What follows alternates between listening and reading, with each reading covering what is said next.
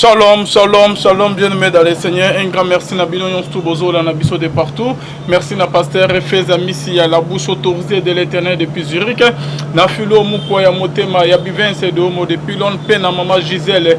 Lukelo Motema, ya Papa Emmanuel na Boston. Maman Mami Motema, Papa Blaise Munga na Suisse. Bonzambe.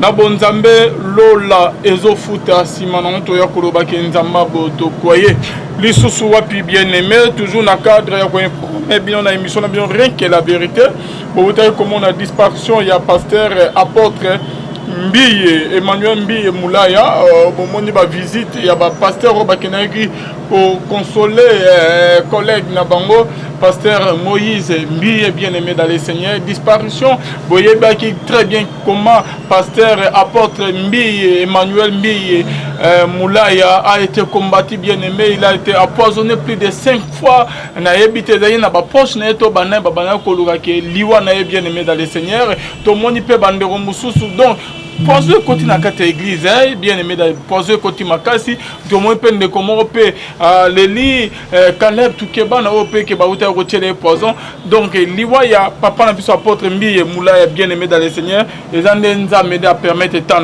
malgré que azalaki empoisonné mbale belé na ba proche na ye to yebite qu'est-ce qui s'est passé au juste ezanini mais to mekosola lelo likambo etali poison na kati ya église pourquoi ba pasteur bazo zala mingi empoisonné bien aimé dans le Seigneur bazo tchela ba pasteur mingi ba poison ezanini au juste eza faute ya ba pasteur to eza ba collaborateur to ba proche na ende bazama be bananyamba luka liwa ya ba pasteur ya côté dans la bango poison bien aimé dans le Seigneur tout ça na Jiji Kakabeya. Shalom l'homme de Dieu. Shalom de Colville. Bonne santé. Zamba Zosal par la grâce du Seigneur. Na sepe sous comment no Jiji Kakabeya. Raipe lokola, raipe lokola Zambende azako pesa ngolu soki to telemi tozali kolamuka esengeli to ebake auteur il y a souffle de vie. Il y a vie na un mouvement nyonso toza kosala ezali nzambe. Donc il y a permettre pe to kutana poto solola likambo ti ko voke awa ngakutu mongongo ezali susute parce que namoni il se passe makambo ya malamu te. Oyo il faut kolobelango sérieusement parce que mutu soki a commis à un certain niveau a commis ko kabilengi nyonso ya mokili a négligé makambo amike a négligé makambo amike même son propre corps a conservé en lisusu te.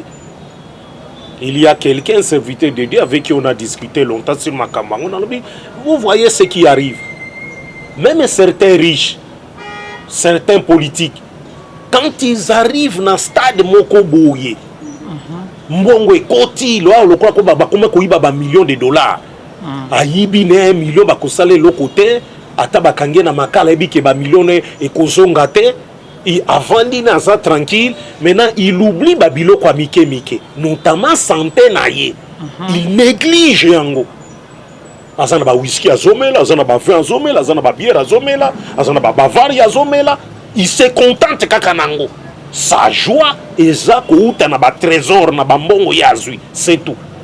Mais il ne sait pas ce que l'ennemi a zingi pembeni na ye les projets des ennemis il a évité et il ne comprend pas et c'est à la dernière minute il a quoi qu'on découvrir et le moko ele kelinga et outil origine nango nini source nango banani ça devient compliqué. Et souka kasiko na ndenge moko ya malamu te et les gens se mettront maintenant koluba ndenge na ndenge chacun parle na ndenge na ye parfois pour makambo ayebite parfois pour ba sujet il n'a aucune information mais comme les Quinois musala na bango c'est de parler sur les vies des autres. Il parle sur les vies donc si les ba vie abatu dans le bango na lingala pour na français tamsuno et kumaloko la faute des Français. Donc ils veulent parler sur ma vie, alors tout le monde commence à spéculer, à discuter, à parler. Et on a parlé avec un serviteur autour Yango. Nous nous sommes posé des questions. Ngainde na tuna question bi serviteur de qu'est-ce qui se passe pas Nabino? Il est resté debout en train de me regarder. Qu'est-ce qui se passe? Naibise, Moussala Nzambe. Il faut toyeba église de réveil au Congo et Bandandengenini. Banani bazali ba pionnier. Qui est le premier? Oya mema mu pepe wana. Alobani. Et quand il est parti, tango akoma ki na ba jour na ye asuka. Et lokoni na zaka lobana munoko na ye. Et puis na banani. Qui était là? Par exemple, à quelqu'un, nous avions parlé de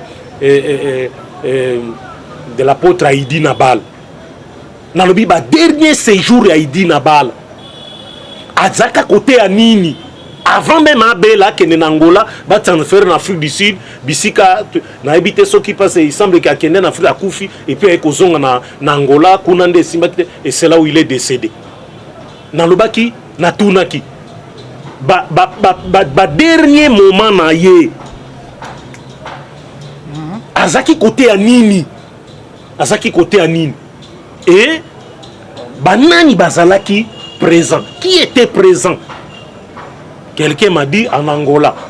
Un pasteur en Angola. C'est lui qui était là. C'est lui qui connaît pratiquement les derniers mots. Il y a Haïdi Nabal. Ce qu'il a dit. Nini Atikaki. Ces dernières recommandations d'église. Alobakinin. Parce qu'aujourd'hui, c'est la cacophonie et la confusion totale. On ne comprend plus rien. Pourquoi? Parce qu'on ne veut pas remonter au commencement. Pour ce qui se passe aujourd'hui. On ne veut pas ça. On se contente quand on a ce qui se passe au monde. Après, on bien la moula ya Koufi, c'est tout. Tout le monde spécule, parle, c'est tout au monde. Mais pourquoi à Kokiko Kouf? C'est vrai le poids de l'âge, Ezali. Mais ce que l'on rencontre là, Mayebite ce qui est le connu. Mon jeune frère Caleb, depuis Kala, je ne saurais pas couper sa témoignage, mais il sait que mais Kabeya, na tuna yo toyeba. Pourquoi ba salina nzambe ba pasteur mingi, plus pas ba pasteur, ba comme otela ba poison, pe bazo kufa na poison. Bon, nazio kakanga personnellement nazo kakaka sango. Moi tu en général. Oui, nazo kakaka pas nanga personnellement, je n'ai pas encore fouillé. Ko enquêter pour naïeba si réellement ezalaka ba poison pour la plupart nde batiela ka bango bakufa. En tout cas na sala no enquête. Mais na yoka ka lokola kaka ndengo zolo belanga. Nazali koyoka que tel est à poison, tel est à poison, tel est à poison. Nous avons évoqué il y a peu ici nganayo makambwa ya Tom Sinanadej au sujet d'un poison. Oyo koma kiti na ban. Ozomon à travers Nzembo Nadej oyo alobaki na Nzembo na ele na kobangelo côté. Mais Christ oui oui. Il faut toyebango vi nasina loba une fois ici. Dans l'église de réveil, on ne veut pas faire des séminaires, des conférences, des colloques, où on invite tous les serviteurs de Dieu pour te battre là où est la conduite de l'église. Parce qu'il y a dans 4 églises de réveil, des serviteurs de Dieu qu'il faut des choix, mettre à l'écart, battre à Kalitsusute. Il y a des prophétesses dans 4 églises de réveil qu'il faut exclure et chasser complètement. Amekalisous qu'on prononcer combo ya Christ. Parce que à humilier ceux qui baza ebele, ba humilier complètement le Seigneur. Moussale Koulousou, ba niati anguna makolo na bango. Il faut vendre ensemble batal to banda ki ndenge nini pe tozali kokende wapi na modèle tozo kende boy où les certains pionniers commencent à mourir et on laisse ben individu moko na sima limbisa na bi que c'est très fort Alvin parce que na baliwa lokola ba apôtre moula on ne peut qu'avoir un langage très dur limbisa Alvin Je sais que bato ba mesana kotina ba commentaire mabe ya koina ba kola ya bandi lisusu mais justement c'est ça ngai Ouzumon parce que que tu as cette question na munoko mais na moni yango komi na nini wana pourquoi tu l'appelles des individus et non pas des pasteurs non pas des prophètes parce qu'ils ne le sont pas. Pourquoi? Ils ne le sont pas conformément l'écriture. Non ce sont des gens qui se sont improvisés dans les ministères. Surtout les prophètes. Surtout les prophètes. Ce qui est l'église de réveil au Congo, ils ont la confusion totale. La salité, c'est les prophètes qui sont les premiers à condamner. La plupart, ce sont des prophètes. On a du mal à les comparer avec ceux qui les ont précédés avant, dans les siècles passés. Zoua Moïse, Kita, Tinase, vous Zoua Kakabanda Moïse, Kita Tina Malachia, pour mon aïe, mon atalelo, c'est très difficile.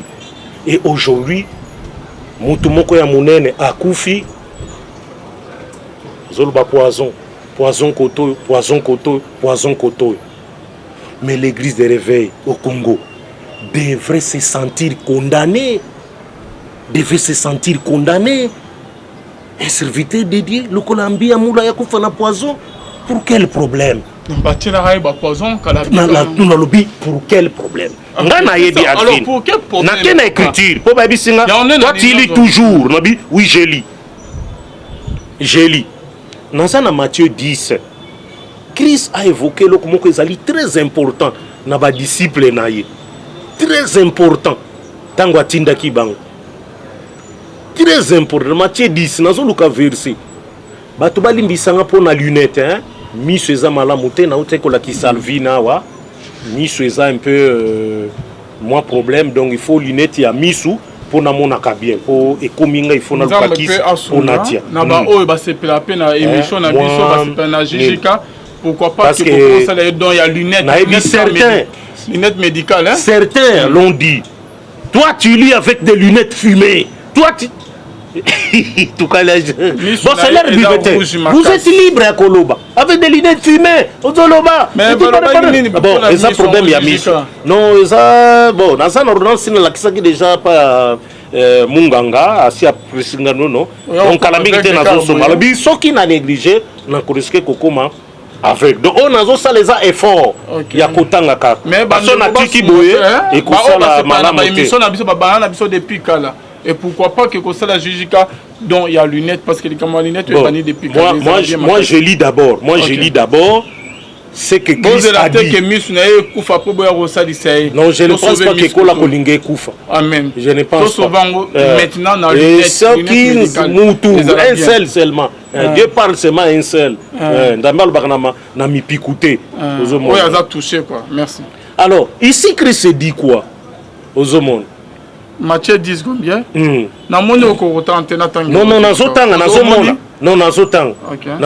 papa. Naza na kacho, naza Matthieu 10, Matthieu 10. Hein? Nazo na banana 14 cas. Yo posa konate. Lorsqu'on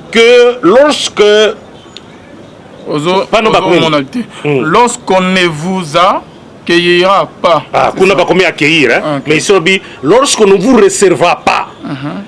Et qu'on n'écoutera pas vos paroles, sortez de cette maison ou de cette ville.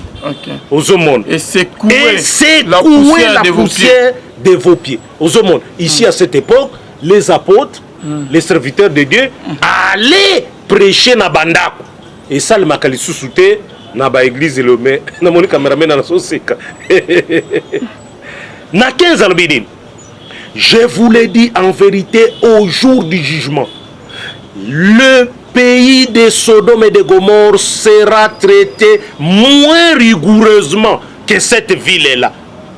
Donc, faites attention, vous saboter ma serviteur de Dieu quand ils viennent prêcher chez vous. Yoka Siko 16, tout ce qui t'a mal comprendre bien.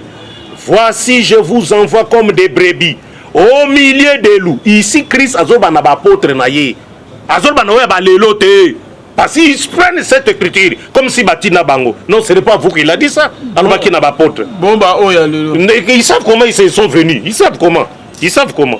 Yoka Siko. N'a répété Ango. Voici, je vous envoie comme des brebis au milieu des loups. Soyez donc prudents comme des serpents et simples comme des colombes. Soyez prudents. Un serviteur de droit déjà était prudent. Déjà, si vous avez bango. Albi, mettez-vous en garde contre les hommes. Ah, boke banabatu. C'est là où les poisons interviennent. Christ a dit ça qui des gens, il y a là. Albi, mettez-vous en garde contre les hommes. Alvin, yope zoa oyo. Na onyo soroba. Fais gaffe. Zala ekenge, zala ekenge. Sala etingai Christ, na zolo belayo apôtre. Mais na lobi nengona te menabi sala neti. Pourquoi ba ke ya comme Christ, nga comme apôtre et comme on peut se sous polémique. Et na 17. Mettez-vous en garde contre les hommes. Batu ke banabang. Même si vos olianes sani moko, faites attention. Ici on a écrit méfiez-vous des hommes. Méfiez-vous des hommes. Car ils vous livreront aux tribunaux et vous fouetteront dans leur synagogue. Vous voyez, ces hommes l'ont des synagogues, des pasteurs. Voilà la réponse n'a pas su. Parce qu'on le dit, mais les autres, parce que les autres aujourd'hui, c'est des individus aujourd'hui. Christ ici, il dit quoi? Des hommes. Ils vous battront des verges dans leur synagogue. Synagogue, ils place beaucoup à l'Ubananzambe. Mais ces hommes-là, ils font quoi? Aux hommes. Donc aujourd'hui, nous avons également des hommes dans les synagogues. Nous n'avons pas de pasteurs. Donc ce sont des individus pour la plupart, non pas des ministères. Mais Kebanabank. Christ est ici, vous serez menés à cause de moi devant les gouverneurs et devant les rois pour servir de témoignage à eux et aux païens. Mais yoka siko, place à l'obisiko ya makaz. Mais quand on vous livrera, ne vous inquiétez ni de la manière dont vous parlerez, ni de ce que vous direz. Ce que vous aurez à dire vous sera donné à l'heure même. Na sauté, na yesiko place na ngena, place to baba. Ozo comme na bamila ba pasteur. Na 21. Le frère livrera son frère à la mort. Vous voyez, le frère livrera son frère à la mort. Bozane kaka frère, frère shalom, frère, dans la paix, non, non. Ako livrer yo na liwa. Comment? Ako le poison. Ako le poison. Pour nanine, on a tokolo basim. Mais écoute d'abord ce que Christ a dit. Le frère livrera son frère à la mort. Et le père son enfant. Tata, à cause de moi, nana ya ko livrer. Pourquoi? Pour moi, na ko désobéir. Na oyo tata alobi, a ko livrer. Et puis alobi, les enfants se soulèveront contre leurs parents et leur feront mourir. Voilà. Bana mususu ba côté mais la batata na bango molimu. Pe ba ko luka ko tiela bango ba poison pour te ba kufa. Pona nini? À cause de la succession. Il faut s'entre-déchirer à cause de ça. Vous serez haïs de tous à cause de mon nom. Mais celui qui persévérera jusqu'à la fin sera sauvé. Vous comprenez? Qu'est-ce qu'on a Matthieu 24? Ou comment on appelle? Alobi kaka et l'okouana ezali très important. Et ici, alobi très bien.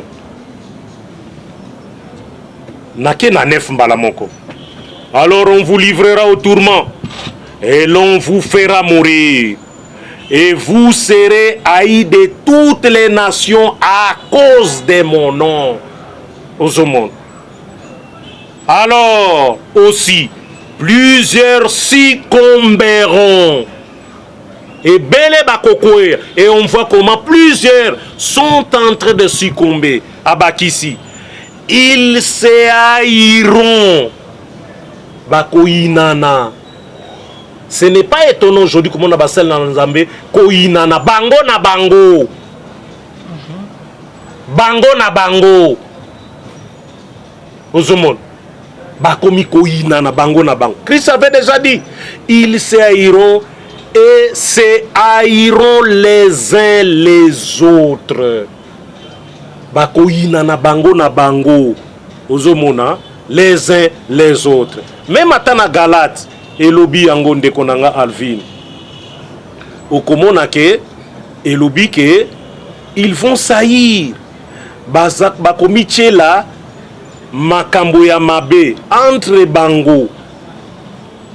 Hein? Naza koluka kotangelo yango très bien. Comme ça natala na Galate nini oyo elobi yango. Alors nakoeti na Galate 5 Alvin. Nazo verset 12. Puisse-t-il être retranché ceux qui mettent le trouble parmi vous. Baonyos bazoto la baotiela bato ba poison qui mettent le trouble na kati église. Il faut les chasser. Apôtre Paul bina bagalata wa, il faut de esengeli bato bazakotia trouble ba bengana bango. Et na 15 nde place na kotika poto continue lobi, mais si vous vous mordez et vous dévorez les uns les autres. Vous monde. Vous comprendre? Si vous vous mordez et vous dévorez les uns les autres, prenez garde que chacun de vous ne... Prenez garde que vous ne soyez détruits les uns par les autres. Aux monde, voilà ce qui arrive aujourd'hui. Lelo bakomi komilia na bango. Vous parlez de poison. Le poison est outil na libanda te. Ce n'est pas quelqu'un du dehors, c'est quelqu'un du dedans. Ah bon? Oui. Malheureusement moni na ba église na biso après liwa modèle wana basala enquête te. Pourtant, il a fallu si likambo wango ebimi ke ezali ya solo. Il faut qu'on fasse l'enquête. Il faut qu'on fasse l'autopsie. Autopsie médicale. Et ça, l'élément, et la kisake, mouto a koufi na poison. Alors, il faut que Luka, nani mouto a sali yango. Ceux qui rôdent tout autour, qui sont proches, à cause de la succession, à cause peut-être d'un problème. Ça peut être un problème individuel. Ngano toko beban, to swani, to zalaki baninga. To bebani pour l'intérêt moko boy. Attention. Moko na caractère na ye. Soki ezalaka malamu te, ako garder une dent, ne balu. Ako garder rancune. Mokolo ezali akoko banda utiliser siko bato. Na pembeni. Jijika ne fois le cas. Mutu wana bapesi biso mbongo $20,000. Ye azui kilo. Ya kopesa naka 500. Mutu wana fois le cas. La rwane silele na maboko te. Et on commence à kosala ba plan. Comment ko atteindre ye. Le loko bomana masasi na machete si là. Ba comment ko bombato na ba sourire. Même matin so ba bomene ngwana te. Yuda sia ki ngwana te. Yuda saki na lipwepwe. Ozomon, le loko ma pire. Muto na nenga lisolo bozo solo la na ye. Abo solo ni gentiment atikelo eloko. Article eloko. Yope na gentillesse na yo oyambiye omelipe. Et puis quelque temps okomi ko kanzoto ekomi ko bimisa babilo ko malamu te okufi. Mingi bakomolo. Mais solobaki ils prendront des breuvages mortels. Et cela ne fera rien point. Alobaki na banani. Alobaki na banani. Donc c'est que Christ avait trompé. C'est que Christ avait trompé alors. C'est ici où maintenant il faut réfléchir. Il faut essayer même de comprendre. Pourquoi est ça limité? Ah, la réponse est ça au ciel. Pourquoi est ça limité alors? Donc, écriture wana, et ça n'accomplissement dans côté mususu. Et ça n'en comprend pas. Mais ce qui fait mal est le fait que ceux qui mettent des poisons, si c'est vrai, Ndengolobi, baza bato baza pembeni, qui sont proches, il y a pasteur.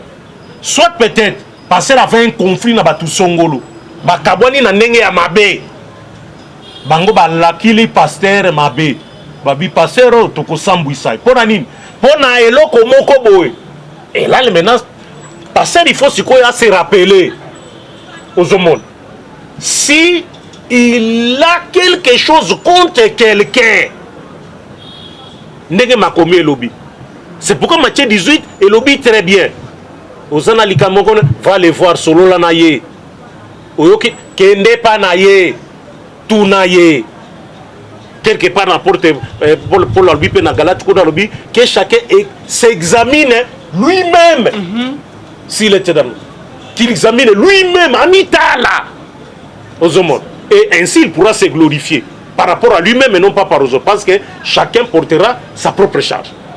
Donc nous devons nous examiner. Kotala, est-ce que nous avons un problème na mutu songolo? Potelika mamoko eko melangai. Parce qu'on ne peut pas quand même mutu akufi batu ba se frotter les mains. Ils ont la kate. Batu ba se ah voilà, étuyer. Étuyer, lokola kufi bo sava. To komona ce qu'on makambo ko continuer. Lokola kufi bo lokola kebo e biso to banda trouble. Biso banda makelele. Nous avons donc ceux qui mettent les poisons et pas à Batou veulent d'abord éliminer Moutouango. Soit Moutouango va se peler à été. Azotia bango makelele. Moutouango balinga ba yinie pour na problème songolo. Soit balingi na simanaye babimisa mobulu. Yango babi éliminer na nouye. Tango éliminer ye mobulu e banda sitoko baneni ko sala mobulu pour la succession malam. Voilà. En tout cas, merci beaucoup Kabeya, merci. Toujours dans le cadre de l'émission Nabiso, le Lobani Noko, parce que na pasteur Moïse Mbiye, Oyo Abungisi, Papa Naye, Namoni, pasteur Mingi, Bakeo Kotalaye, pasteur Mingi, apôtre Léopold Mutombo, prophète Denis Lesse, Nanyusu Tamolukoki, pasteur Bazaki Wamo Ebele, Oyoke Bazoke Nevotala, le pasteur Moïse Mbiye, Oyakufeli, Papa Naye, apôtre Emmanuel Mbiye Moulaya, Oyatiki Biso bien aimé dans le Seigneur, je crois, na âge de 72 ans, Oyatiki Biso bien aimé dans le Seigneur, a déjà affaibli, na ba poison au bachela qui est moins mingue, bachela qui est plus de. Est-ce que Zali certifié makamba ba poison? Est-ce que Zali certifié? Bien que Adagi a poisonné plus de 5 fois avant qu'il y ait Nova na poto yebi très bien. Wana na ebaki yango mais ngai na préféré vraiment vérification et ça les bon on a qu'on regretter kaka. Na ko présenter d'abord ba condoléances nanga les plus sincères. Nzambe bakaka ko fortifier parce que Mukumba tikali nango c'est là où combat ekobanda aux hommes. C'est là où ekobanda parce que lorsque le fondateur d'une église disparaît suite ils alra toujours malamouté. Lorsque le fondateur d'une église mutu azwa ki vision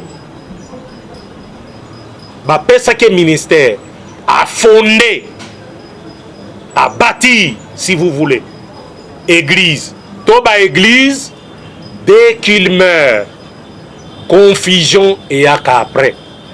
Satana kotaka, batubawe laka succession. Crainte nanga ezali, et soukela endenge wanate. Ke bitumba e banda. Alobinini, atikeli nani, charge ya église.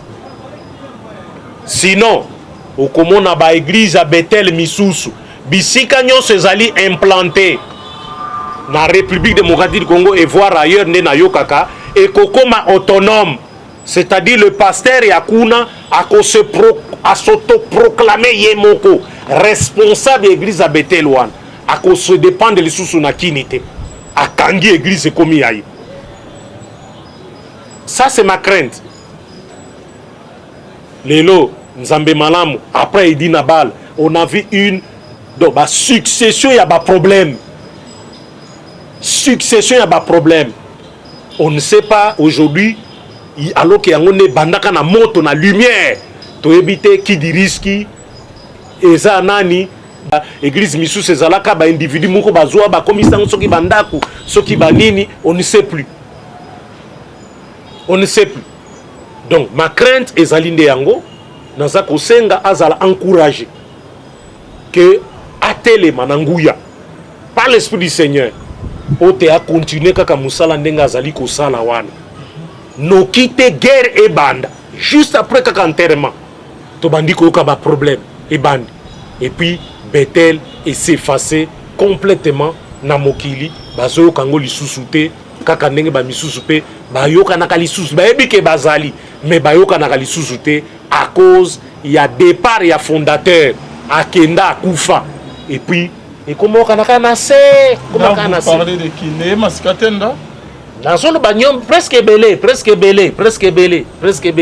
et banaka na moto makasi mais après départ il y a le leader le fondateur le visionnaire et kita makasi et zalaka lisusu te na hauteur o ezalaki pas Moïse Mbi eza bongo te parce que yende azwaki déjà na lobi nazali kobanga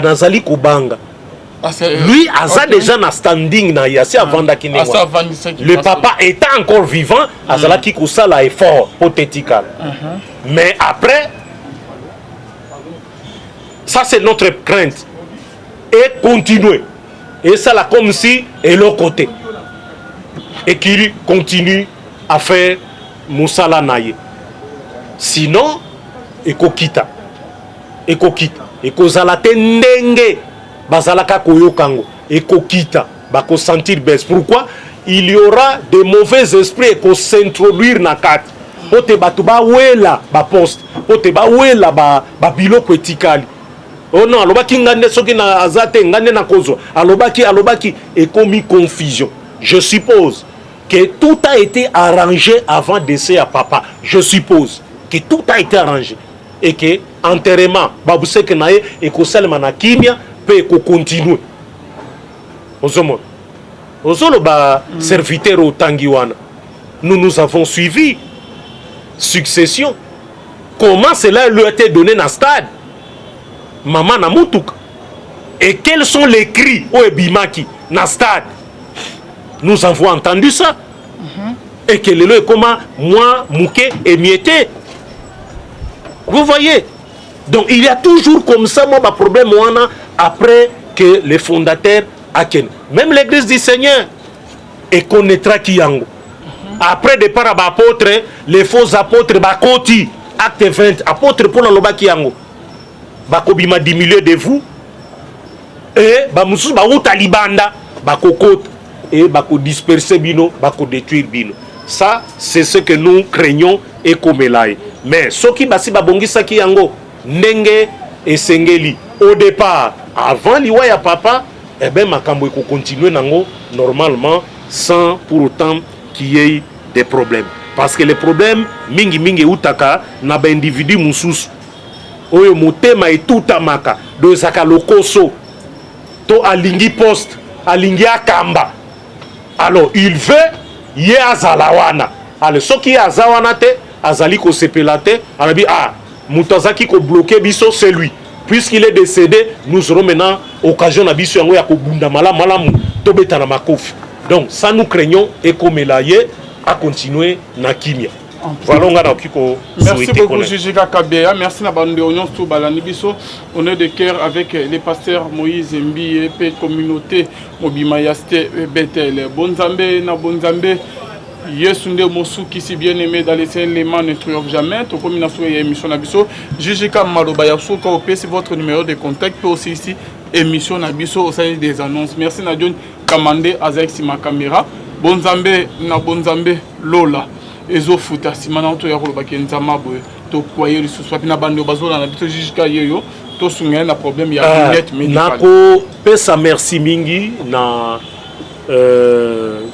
bateau union qui me font des commentaires par rapport à où na mesana ko kolobana bino nzamba pambola bino hein bino nyonso qui mezala na bino na mona kamingi awa maman Adolphine Komesha maman nanga bisika azali na Londres na papa Mathieu Mudingai bisika bozali kimezala na bino pe nzamba batela bino bantavate na ba vague ya ba COVID-19 oyo ba variant ezako bima delta lisusu te lelo ba variant mususu ebimi finalement tozo bate ba vaccin ngo bakozwa combien ba variant ezobima bazo bakisela bato ba dose donc ça commence à nous faire peur nzamba azala bino abatela bino Mestidi Missia maman malam femme moderne nzamba pambolao la grande fille joyeux anniversaire bisika ozali apôtre Efezi ya Missia la bouche autorisée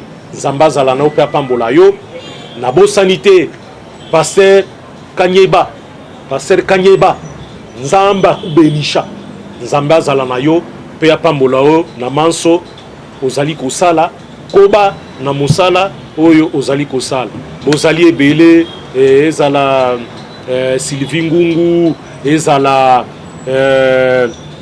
ndeko nanga Freddy Maloba merci en tout cas bisika ozali na monaki anniversaire à mwana nzambe asunga ye akola malamu Raoul Komesha santé za malamu kimezala na yo pe okoba malamu ndenge ozali kokoba na remercier mingi lisusu pe pasteur Charles Bostra batu nyonso baokomelanga kaka Pascaline Chala na Bruxelles so azokoma pasteur Charles Bostra na comprendre te na Canada na Montréal grande sœur nanga Bibi Tumba que j'aime bien yepe so azokoma pasteur Charles Bostra na bi oyo komeloko nini na Angola Domilas Prosper mon ami de souffrance yepe asozo komelanga pasteur Charles Bostra na bi finalement bino nyosaka pasteur Charles Bostra na pesi mbote na maman na batu nyonso o balinga bon na sukeli awa mbalasima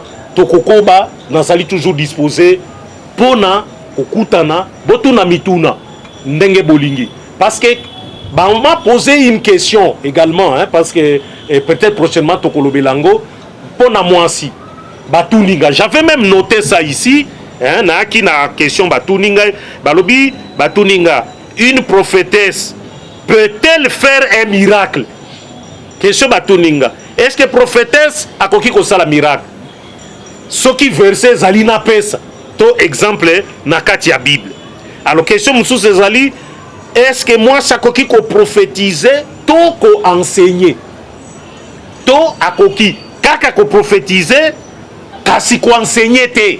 Voilà les questions qui m'ont été posées. En tout cas, merci. C'est très bien. C'est très bien. Comme ça, tu vas répondre bino na makambo yango. Na katia Bible. Moi, si mon zala sala miracle, balbina pe sa verset. Pe natanga kombo na koluka. Bongo etali côté. Moi, si ateya, to a prophétisé. Ko prophétiser na côté ekeseni. Donc prochainement, tu vas te lango sete. Nzamba zala nabino.